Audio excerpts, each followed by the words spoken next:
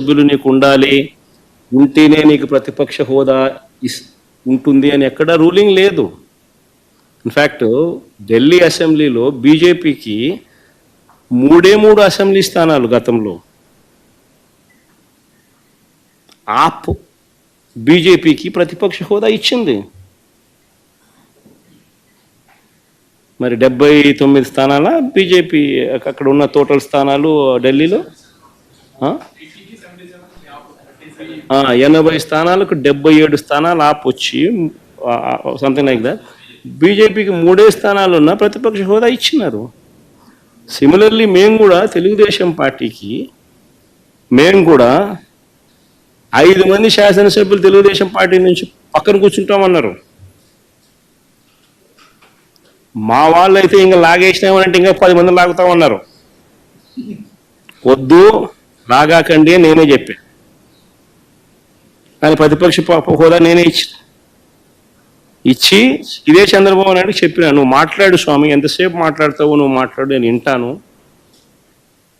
నేను విని నీకు సమాధానం చెప్తాను, నువ్వు మాట్లాడాలనేదే నా కోరిక, నువ్వేం అడుగుతావు అడుగు స్వామి అని చెప్పి నేను చెప్పిన అసెంబ్లీలో. కావాలంటే నా స్పీచ్ లేనండి అసెంబ్లీలో నేను అన్న మాటలు.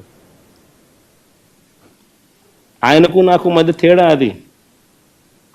ఏదైనా కానీ అసెంబ్లీ అనేది ఎందుకు జరుపుతూ ఉన్నాం?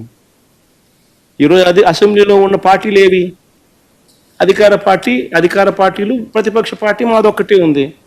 వేరే పార్టీలు ఎక్కడున్నాయి చెప్పండి? ఉన్నాయా ఎవరన్నా? మన ప్రతిపక్ష పార్టీ అనేది ఎవరికి ఇస్తారు? మాకు ఇవ్వకపోతే ఎవరికి ఇస్తారు చెప్పు? ఉన్న వాళ్ళందరూ మంత్రివర్గంలో మంత్రివర్గ సభ్యులుగా మీరే ఉండరు, మీరే గవర్నమెంట్లో ఉండరు, అంతా మీరే రూలింగ్లో ఉండరు. మీరే ప్రతిపక్ష పాత్ర ఎట్ట పోషిస్తారు స్వామి? నాకు అర్థం కావడంలా. అధికార పార్టీ మీదే, ప్రతిపక్ష పార్టీ మీదే, డబుల్ యాక్షన్ ఇదేమన్నా? హీరో నువ్వే.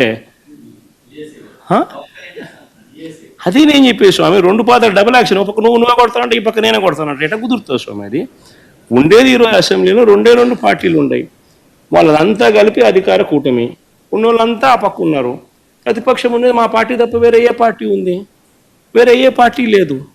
సో వేరే ఏ పార్టీ లేనప్పుడు ప్రతిపక్షం అనేది ఎవరికి ఇవ్వాలి? ప్రతిపక్ష పార్టీగా గుర్తింపు అనేది ఎవరికి ఇవ్వాలి? ప్రతిపక్ష పార్టీగా ఉన్న వాళ్ళకి ఇవ్వాలి.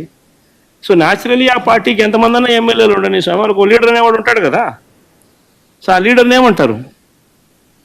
ప్రతిపక్ష నాయకుడనే అంటారు కదా, వేరే పేరు ఏమన్నా అంటారా? సో ప్రతిపక్ష నాయకుడు అని చెప్పి నువ్వు ఎప్పుడైతే అంటావో అప్పుడు ఏంది, దాని అర్థం ఏంది?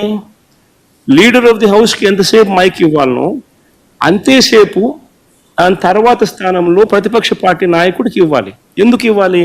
ఇవన్నీ చెప్తాడు కాబట్టి. ఇవన్నీ అవతల ప్రతిపక్ష పార్టీ చెప్పినప్పుడు నువ్వు రిపేర్ చేసుకోవాలి కాబట్టి. అది గవర్నమెంట్ చేయాల్సిన డ్యూటీ కాబట్టి, పని కాబట్టి. కానీ ఇక్కడేం జరుగుతూ ఉంది? నేను చెప్పనివ్వను, నేను ఎవరి స్వరము విననివ్వను, నీకు 5 నిమిషాల కన్నా ఎక్కువ మైక్ ఇవ్వను అని నువ్వే డిక్టములు పాస్ చేస్తూ ఉంటే ఏ రకంగా అసెంబ్లీలో ప్రతిపక్షం అన్నది మాట్లాడగలుగుతుంది, స్వరం ఇవ్వగలుగుతుంది? ఇప్పుడు మీరే అన్నారు 1.5-2 గంటలు పట్టింది సార్ అని. మరి 1.5-2 గంటలు పడుతుంది. మరి ఇవన్నీ నేను మాట్లాడిన మాటల్లో ఏదైనా ఒకటన్నా వేస్ట్ మాట ఏమన్నా ఉందా?